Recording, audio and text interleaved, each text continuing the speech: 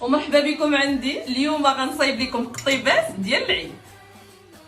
عندي كميه ديال اللحم اللي كنقطع على شكل قطبان، كنزيد لها العطريه اللي غادي نخليها لكم مكتوبه لتحت، معلقه كبيره ديال لا موطارد ومعلقه كبيره ديال الخل الدور ديالو كيفتي اللحيمه وتيخليها تجي رطيبه. كنزيد لهم بصله اللي كتكون محكوكه، شويه ديال الربيع اللي مقطع، وكنزيد لهم زويته بلديه ضروريه. كنخلط المسائل ديالي كامله مزيان حتى كتنسجم العطريه مع اللحم، وكنغطي عليهم وكنديرهم في الثلاجه ليله كامله، اقل حاجه 6 سوايع.